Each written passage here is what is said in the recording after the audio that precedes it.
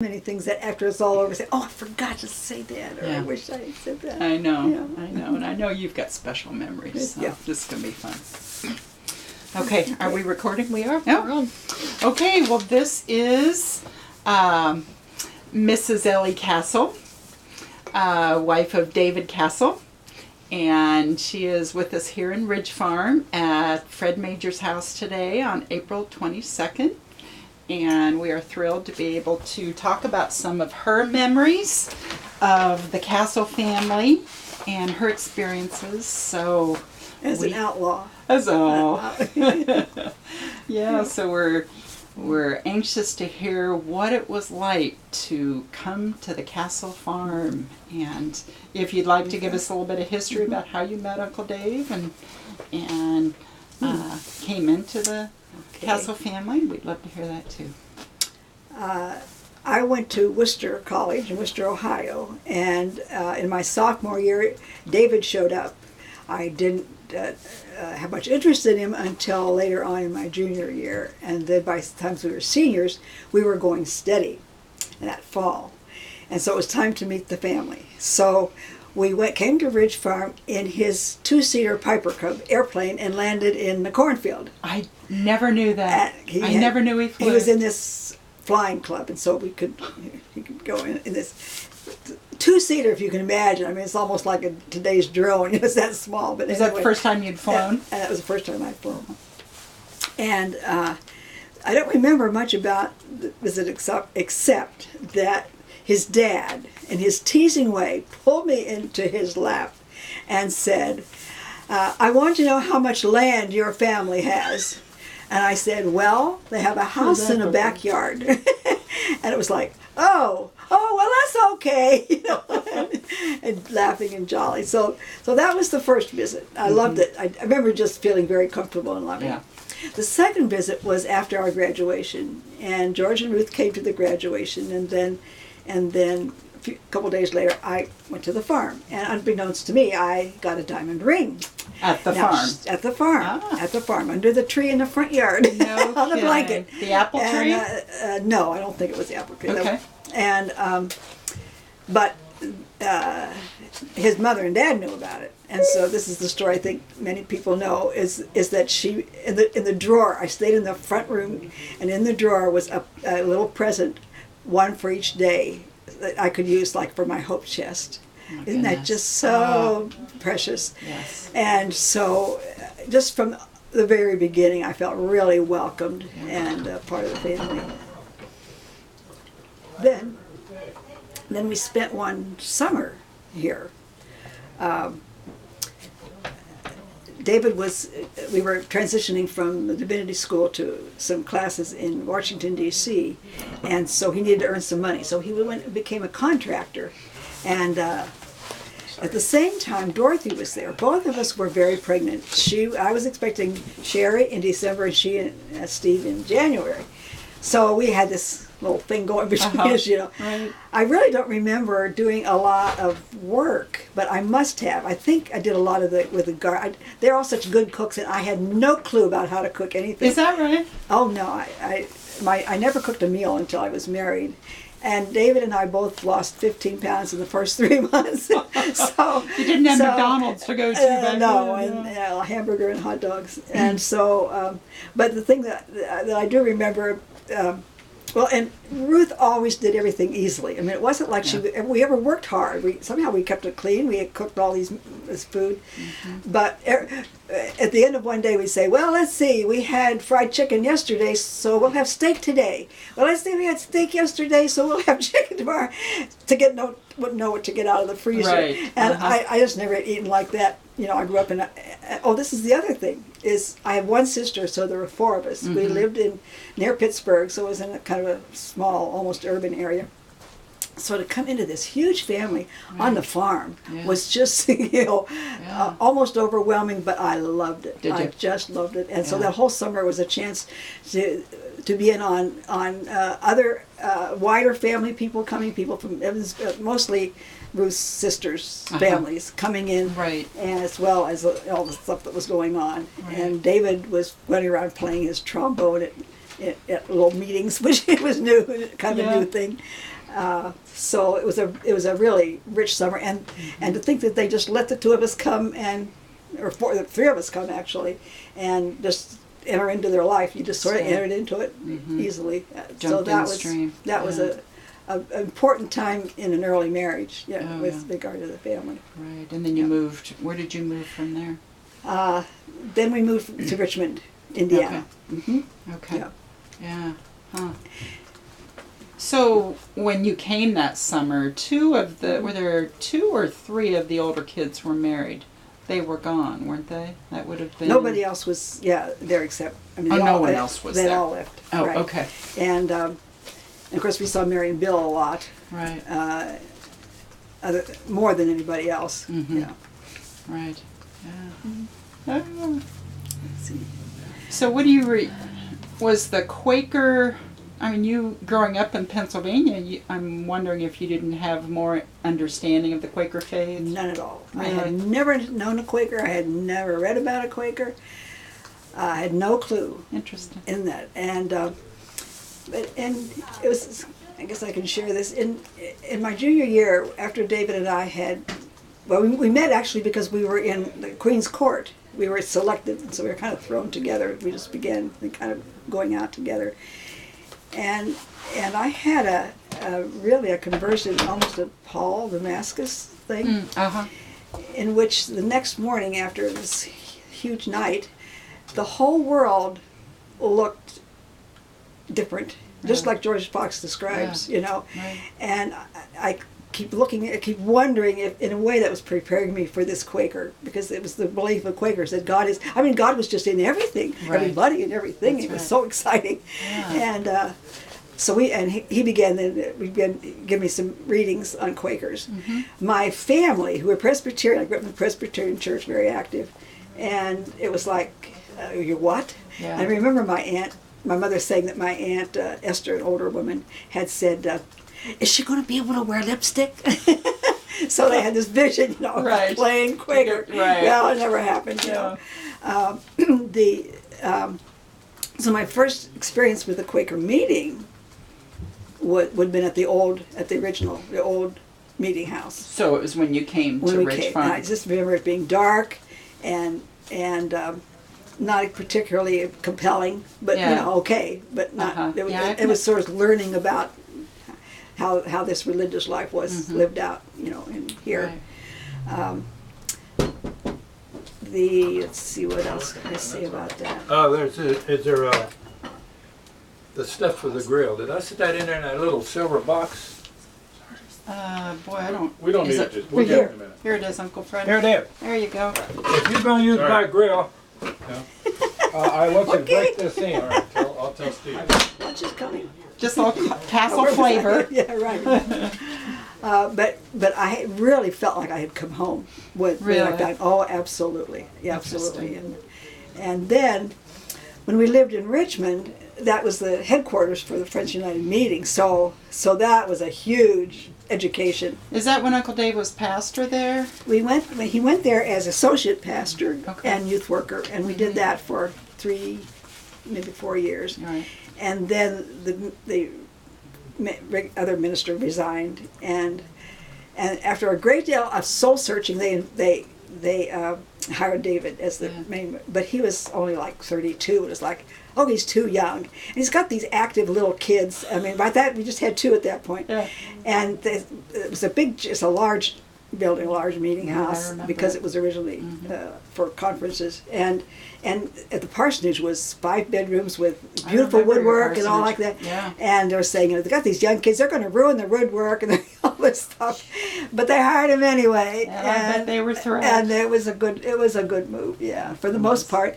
Actually, some of the older people were a little skeptical about some of the things that he did. He did a lot of group work, lots and lots of counseling. He did counseling for the other 2 meetings in town as well. Such a big gift. So so we had a really very precious relationships with a lot of people in the whole town, actually. Yeah. Yep. Interesting. And I'll describe George later, but he was on the board at Earlham. And George. Right. Yes. Yeah. As a representative from Western Unity Meeting, a guy with no college education, and he's on the board. Yeah. So that was wonderful. While you were there? While we were there. Okay. So it was wonderful because he'd bring over Becky and Jan maybe, and they'd stay, or we'd go back with him, back and forth quite a bit as a result of that excuse to come to Richmond. Right. And then when we lived in Indianapolis, south of Indianapolis, at Valley Mills. At Valley Mills while he was going to IU. That was the yearly meeting headquarters was in Plainfield nearby. So then when they were coming to yearly meeting things, they'd bring kids back and forth. Yeah. And I have memories of that as do a you? kid. Oh yeah, I remember Valley Mills. I remember coming to Richmond. Oh really? Yeah. So more, when I wrote my memoirs, I had written faithfully to my parents weekly for years, and my mother saved all those, which I hadn't realized. And so then I was recalled a lot of those things that I forgot, all those exchanges and visits and celebrations together. What a treasure. Yeah. Oh my goodness, wow. Whether you want to ask, but I kind of been thinking about George and Ruth and their characteristics, and because I was going to ask you. That's great. David always said that his dad was like a tiger in the tank. At the time, there was this ad for gasoline about that. I remember it. And what he meant was that he had this passion, and this enthusiasm, and this desire to do all these things for Quakers and for people. Right. But he didn't have the skills. And so a lot of times it was just a big struggle, big worry. He was so generous that a lot of those his projects, mainly the Phoenix Church, for National Quaker Men, and the Danville were just. He was just passionate about getting those, and they just didn't fall together, especially the Danville Church. He had the visions. So he was a tiger in the tank. Yeah. But one of these people that never, he could meet anybody and just start right up. Right. And so the Danville Church, my recollection is that he befriended a lot of people that were unchurched. When his will was read after he died, lots of people owed him money he was never going to get. And for some of the children, it was like, how could he have done that? It's like, that was him. Right. That was him. He didn't care if he ever got paid back. I remember at his funeral, some of those people that he had tried to help, I didn't know who they were, and they came and talked. I remember one family I He'd spoke pay their to. insurance, or pay their mortgage, or their dental doctor bill, or whatever. Yeah. Yeah. So I remember going to that church. You probably did too in Danville. Oh yeah. And it was pretty small and pretty struggling. But that whole subdivision with Quaker streets are still there, right? I don't know. I think Penn Avenue and George Fox Street, and things like that. Yeah. So it'd be fun to drive there. A little bit of that. He loved to plan. He was a visionary kind of, and did a lot of planning. As I say, had a little trouble executing.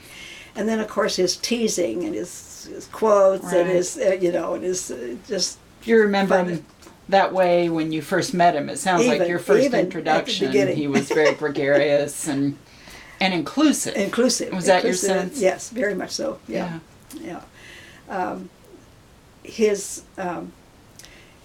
His experience was amazing, because his experience was really limited to Ridge Farm. I mean, that was where he born and lived. That's true. And David always described Ridge Farm as all white, with one Democrat and one Catholic, and it was the same person. So when Dorothy adopted the Alan and Anne, I mean, that was a whole different world. And then, of course, by going to Earlham, and then they did some traveling, and he began reading when the farming was less. He really educated himself, and kept notes of quotes and stories. I mean, remember when we went through his desk, written on receipts and on, like David. It's David. I'd never heard this. On napkins, on all these, really? And even in going through the things today, there were a few of these little scraps of paper that I'm sure it was his writing of things he wanted to remember. So he was almost pastoral, really, in a way. He would not describe himself that way. It's almost like he had a whole another life after he left the farm and moved to town. Right. Yeah. Let's see if there's anything else I was thinking about. He really was concerned about Quakers. I mean, about it. He didn't. He was sort of, because he wasn't real educated. He wasn't real liberal. But he kept an open mind, and he got and he educated, as I say, educated more and more. I didn't realize until all of our stories now about all these places being founded by Quakers, how much a Quaker he was. Yeah. And concerned. I mean, they started everything. We got to keep this going. Yeah. We got to expand it. How do you think that influenced Uncle Dave? Oh, horrifically. Yeah, I mean, he and certainly of course was. they were very supportive of him. For them to have an educated Quaker son was great. Yeah. They didn't show partiality compared to the others, Sure. but they were always very proud, and they came to some of the things where he was prominent. Or Always very supportive. now, but his disposition is more like his mother. Very much like kind of gentle, not judgmental, not assertive at all. My thought about Ruth is she was just so steady. Yeah. I mean, when she played the organ, she played every Sunday for years. Right. When she taught the Sunday school class, and so when she became I think first maybe she was president of the yearly meeting women's Quaker Before women. she Before she was the national. Was she? And I was trying to figure out, I think when we were there that summer, she was always writing an article for the Advocate. Yes. But she wouldn't have been the national president, but she might have been the yearly meeting president. But you would never know that. I mean, she wasn't on the phone, she wasn't organizing, she wasn't anxious, but would get near the deadline of the Advocate, she had to have an idea. She'd try to come up with an idea, and it would always come out. Just be perfect, just be beautiful. Yeah. And then when she was national president, you would never have guessed that. Just still the same old humble, steady, loving woman. Yeah. And we saw a lot of that summer. Just unruffled. I was thinking we'd all ascend. In the kitchen, I don't remember her ever giving an order. Like you do this or you do that. It was like, and of course everybody knew how to work together, right? But she just didn't give orders like that. She just did it, and she didn't control it. She just sort of did it, and sort of things just happened, And then of course the grandchildren all talk about always having the cake and the cookies and being, and you could. It's interesting because my mother, you would never ask for anything between meals, and you would never help yourself, and you would never take more than one. So they couldn't get over Grandma Castle. She always had that Tupperware over in the corner of chocolate chip cookies. And as a grandchild, you'd walk in that door and head for it. And it was fine. And take all you want. Yeah. That's right. So that was that kind of generosity was really quite remarkable, I think, in every way. Yeah, she had a special warmth. She did. She did. And an encourager. I wasn't always sure that, well, I shouldn't say that, maybe that George appreciated that as much. In those days, the woman was the woman, and all that. Right. And I'm sure he appreciated how much she really, what a leader she really was, and how effective she was. Right. Yeah. Because they were both leaders in their own right. They were. But their styles in a were different very way. different. Exactly. Yeah. Yep. Huh. Let's see, was there anything? Any other? Oh, yeah. Go ahead with your notes. I think that's mainly what I was thinking. Yeah. What else? Yeah. I was just thinking about family gatherings. You were, you've been a part of this family for what, 65 years, maybe? 40. Well, we were married in 50. Yeah. 50. Okay. So, yeah.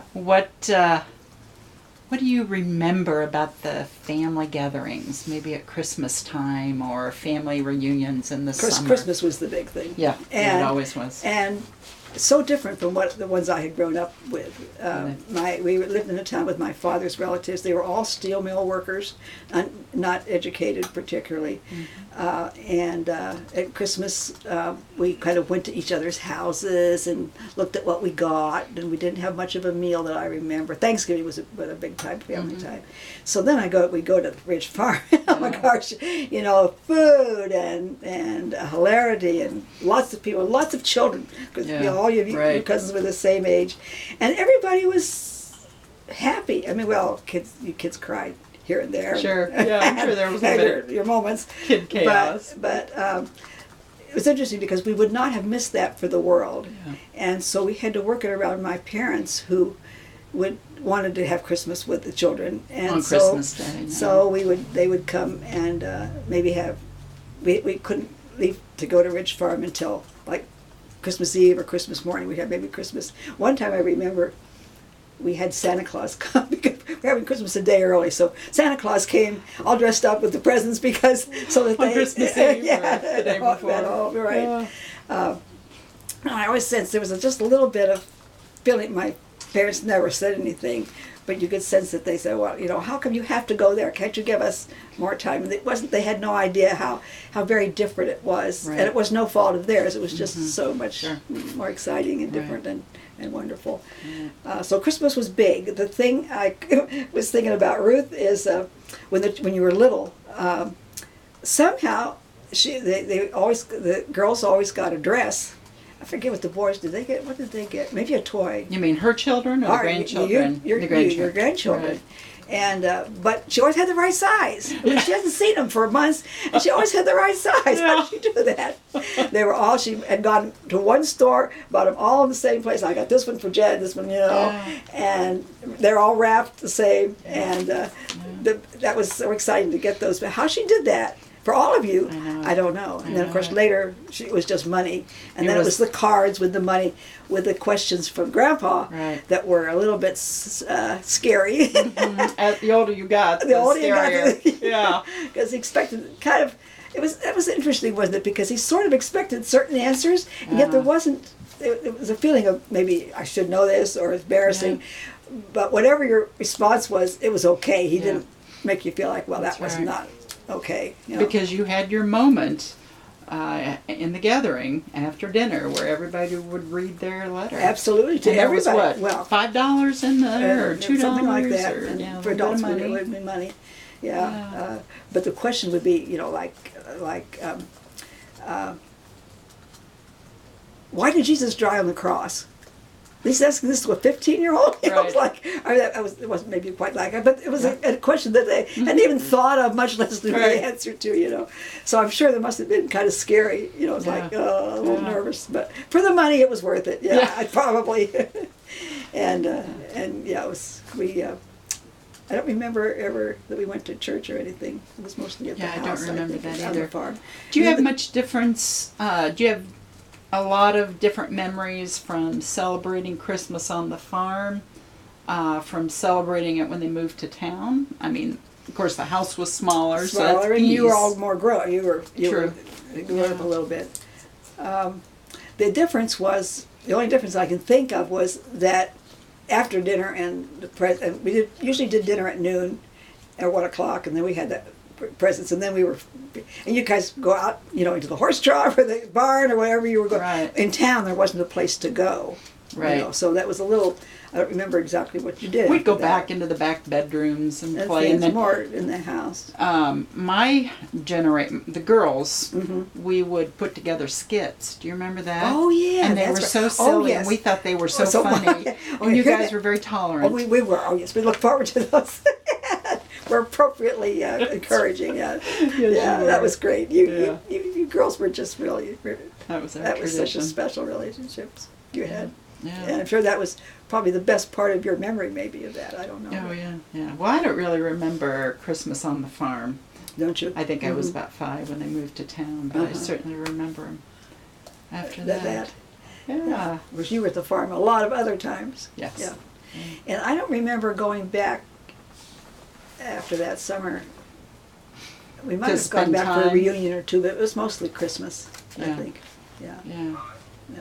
And then we had the summer reunions, and so and when we lived in when David was pastor of Richmond, that was very heavy. I mean, that was very stressful and very time-consuming. So we didn't do a lot that kind of thing. Right. I remember reading his memoirs, talking about what it was like to be a pastor, and it was pretty impacting. I mean, he laid it out pretty clearly that it's your lives. And I was the dutiful minister's wife. I mean, I was going to see that he was successful. And when I read these letters, I can think, how did I do all that? He wasn't really excited about working with the youth, and so I did almost all the youth work, and with the children. Yeah. And he wasn't very helpful with children. He didn't do any housework or any, you know, he'd grown up with 5 sisters. Why did he have to do? Yeah. No, and I swear he didn't have a clue how to vacuum. I mean, he would say, you know, how can I help? Well, you could vacuum, and he didn't have a clue about Yeah. it. It's just a machine you push around, you know. But he was a real klutz when it came to. But I housekeeping. remember in later years that he kind of went back to his farming roots, didn't Oh, he? yes. I remember he Oh, bought my. cattle and got very involved. Yes. He Yeah. got very involved and loved that. I would never have guessed when I married him I would live on a farm and love it. Really? I never would Yeah. guess that I was chasing cows and not loving it. But yeah, he kind of started with Rick wanting to be in 4-H, and then he realized how much he loved Yeah. the animals in the Right. farm. And so we had some really kind of wonderful experiences around that, and a lot of friends around that. Yeah. Total different world, the whole farming.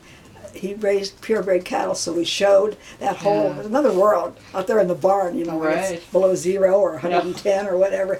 And Yeah. but yeah, it was interesting. I thought that his memorial service, a lot of the people that spoke were around experiences they had with the cattle with him. Uh-huh. I didn't realize kind of how really he was ministering while he was showing cattle. Isn't that something? Yeah. Yeah. I bet Uncle Dave Yeah, and you you. can imagine You've doing ministered that. throughout your lives. Yeah, so In many so when ways. when he after he got his PhD, then we went to Iowa, and Mhm. and he taught, you know, in Penn, At Penn. and that was a huge relief. I mean, I didn't realize how terribly bound we were to these people, Mhm. and for good and bad, Mhm. and so I was this new person. Yes, sir. I was not going to work. I was not going to get involved. I was going to cut my hair, which would go down below I my waist. remember your long I was hair. going to do all this, you know. Well, it wasn't long till I was secretary at the church, and I cut my hair, and you know, it didn't Never work say out never. quite that way. But people didn't care about our business, whereas Uh-huh. in the pastorate, everybody knows everything. Yeah. They know how much you're making and how much you're spending. It was very liberating. Oh, I bet Even it though was. I always was active then in every meeting that we've been in, but You felt not. But it was freedom and- different. I could choose. Right, you could flourish. Yeah, Yeah. but I don't regret that the days in Richmond, because they were so. I mean, I just grew and learned so much, Yeah. and we were fortunate. We had Earlham students that helped with the children, so I was able to do some of that, Yeah. and the friendships from that and thought from that, you know, have Right. been lifelong. Lifelong, absolutely. Yeah. So And you build on those days. Would George and Ruth come see you? I certainly remember a lot of family visits to Oskaloosa. And, do you? Yeah. You know, I hadn't remembered how, for somebody who didn't know how to cook or even like to cook, I did a lot of entertaining. And Yeah. I'd forgotten all about that. Some of it was, you know, family, like you know, coming over Uh-huh. when we were at Iowa Friends last weekend. These people were talking about, oh yeah, we had dinner with you. Yeah, we did that. You did? Yeah, I forgot all that. So What'd you eat? I don't know whether I did it easily or I didn't do it easily, and I want to forget about it. I'm not Yeah. quite sure, but we always always did a lot of entertaining. Yeah. Yeah. Yeah. But George and Ruth, did they come to Oskaloosa? I know they were there for the Iowa meeting. No, yeah, I was trying to that remember. no, I don't hardly at all. Let's Yeah. see. That may have been their later years. So they may It was not in their have later traveled years, as right? much. They didn't travel that much, and there was Yeah. no. In the other ones, there's always been other excuses. I mean, other Quaker events that they wanted to participate in. Yeah. They came to when Gwen and Keith came that Mhm. time when he talks about Yeah. that. I can't even remember that another bit. Surely they had, but I don't remember that. We had a 25th anniversary out on our farm, little farm we had, and they might have come for that. Yeah. I think they maybe Did they they? did. Several. I don't remember Charlotte did, and I think, in fact, I think maybe Dorothy and Fred brought them. Oh, to that okay. 25th Yeah. anniversary, Yeah. but not Mm. that much. Yeah. Yeah. And then when we moved up to farther north in this little town Northern of Iowa. Iowa, Yeah. we had practically no visit. Yeah. When we were in Oskaloosa, you know, our nephew John Walthall stayed with us for a semester, and then Alan stayed with us for a semester. Oh, we did. So I didn't know that. those were good fans. So then people came. In fact, Tucker was saying that the first time he met me was when they came to see Alan at our house, and there were several other people, and there were a whole bunch of people, and they just stayed all night unexpectedly, and we slept all over the floor. That's all. I'd forgotten again all that kind of thing, but we did have that connection when we were Iowa. The Penn connections with the family. John was there for. Yeah, of course. Gwen I don't think Gwen ever came for a reunion. Maybe while she was there, she went to Penn, and so coming to Oskaloosa was coming back to Penn for her. Oh, I didn't know she'd gone there. Oh, in fact, they did come one time. That's right, because they came. This is a side, but we were always doing something weird, and David bought a hotel down on the Oskaloosa Square, and on Wednesday nights they had a band concert. And so I decided that it would be nice to do this little Americana thing to have homemade ice cream in the hotel. So I made ice cream all day long, but on Gwen and Keith were there for the opening night, and we were moving our piano from our house into the hotel, and they were there. They couldn't get over there. You're what? So I was like, so I think they were a little skeptical about visiting the castles and the farm. Yeah, what are you gonna put to work? I come to really love farm life, and so I never even want to be able to see a neighbor ever again. Yeah. Because now I live with 400 of them, but yeah. yeah, but you enjoyed those times. I really did love the farm, and we bought 3 different farms, lived on 2 of them, and they were in lovely settings, you know. Yeah. Yeah, I remember Oskaloosa. Beautiful seasons. Yeah. Yeah. So it was in Uncle Dave's blood, and it became in yours. Yeah. No, the cows never got in my blood. No, I didn't go that far. With the wide open spaces. Yeah. George was a good farmer. I was thinking about that with the land. Other people know more about the land, but I was always impressed that things always seemed. I mean, he had good crops. He had the one that stands in my mind is that summer. They always had church, had worship Sunday night, and so he always went. And so this hog was supposed to be having piglets, and really, maybe it was even Fred thought somebody should stay home. Nope, everybody's going to church. Came back, and that pig had 8 little piglets, a maximum amount of pigs. Other people would have stayed home and had a couple, you know. Yeah. It just seemed like things that he did worked out, you know, well. Yeah. And even though he didn't do a lot of reading up on agricultural methods or stuff like that. Right. And then, of course, somebody else, probably Fred, tells about accumulating how they bought land in the Depression when nobody else thought about doing that, and then that during World War II, and maybe the reading of his will discovered that he still had not paid off his original loan because it was 1%, and so why should I pay that off and borrow money at 4? You know, so I couldn't believe that they still had not paid that out. How many years? That must have been 50 years. Yes, right. Oh my goodness. Yeah, so but he had a pretty good business sense of what to do, and did well. Yeah. He certainly had a lot of farming in his background too. Yeah. With his grandfathers and father. Right. And yet he kept up, I think. Yeah. Pretty much. Yeah. Yeah. Well, that was a different. Oh, I mean, do you remember he went out to milk? I never was around anybody that milked a cow. With that first visit, I remember I was kind of impressed with those kinds of the routine that was so different. Yeah. Do you remember getting together with all of the Wises and the Fletchers and?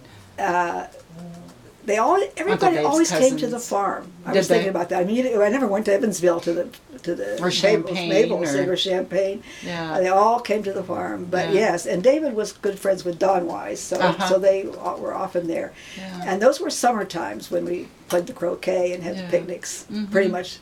And Aunt Lydia, you could have a wide range of generations. And so for a little while, that summer was when we were able to be at a lot of those. Yeah. And then but then we went to, there were a number of them, but where we were at reunions when the children were small, as you remember. Yeah, that weren't Christmas, but they were summertime. Right. Yeah, Yeah, that's I have good memories of Christmas that. and summer. You know, Uncle Keith brought up George Reichard, and I know Uncle Dave had a special relationship with him. Yeah. And I was thinking how that's kind of indicative of how Grandma and Grandpa and Uncle Dave and some of the kids would bring people into the family almost that were not related. And that If you got 9 or 10 people at the table already, is one or two more. Right. Yeah, and George had a very bad family life. His father was alcoholic, and so and they were in the same grade, class school. And so, he spent a lot of time at the farm, and they were very good friends. George was our best man. Yeah. And we visited with him a number of times. I even remember the Reicherds coming out to our farm. Do you? That my parents stayed connected with them too. Yeah, they did. And of course, Jack Clark was the same kind of thing. Right. I mean, didn't have a lot of choice about that, but it was like including him, and he's like one of the children. Absolutely. I mean, and so very, very connected. Yeah. Yeah. Open arms. Jack went to Worcester. Oh, we did. Yeah, I because didn't know that. David liked Worcester, and he found a wife there. I think I'll go to Worcester. So he had 2 years, and he still haven't found a girlfriend. Yeah. So he left and went to California and found Dora. Dora was waiting for him.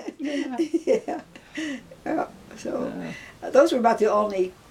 Yeah, George was about the only Ridge Farm connection that he kept, close touch with outside of family. Yeah. There were others. So we came to a lot of the Memorial Day reunions of the school, reunions. Right, Mostly later after the children were gone or older or gone. Yeah. But then you'd see Pookie Pugh and some of those people. We were just talking about her. Yeah. Like, when, yeah. I told Emily this. She laughed. We were just talking. And about her. And George. Yeah.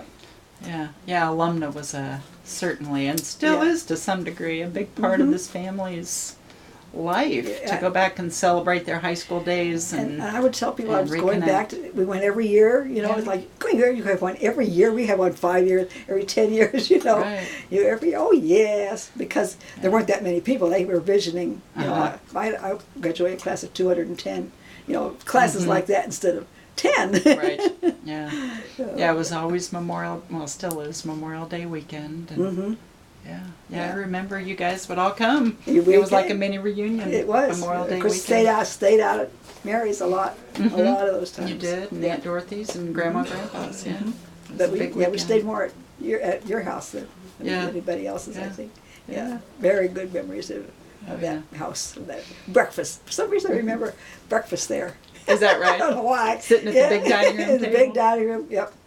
Yeah, probably we had breakfast and then left, or something. Yeah. And this was a good time. Lots of memories made. Yeah. Oh. Well, do you, I guess one other question I would have, and we've probably touched on this in many ways, but do you have any other thoughts on how the Castle family has lived out their Quaker faith? How have you seen that expressed? Maybe in the early days or throughout the years, or do you have any thoughts? It's kind of hard to separate whether some of that is because of the Quaker faith or just them. I mean, their gentleness, their inclusivity. Sure.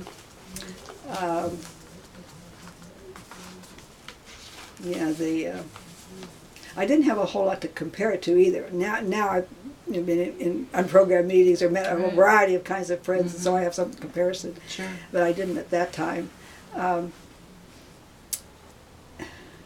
That's a kind of an interesting but hard question, because I was drawn to them, I think probably because there were some things that were Quakerly about them. And of course Shirley was reminding me that all these Hayworths people kept starting new. How many new meetings in their travels did they start? Right. Lots. I know. I was reading here's that. George still starting new meetings. That's so true. It's I like, hadn't thought whoa, of that. So I guess when I think about one of the things that was always evident was his passion for Quakers. Yeah. He wanted them to grow. Got to keep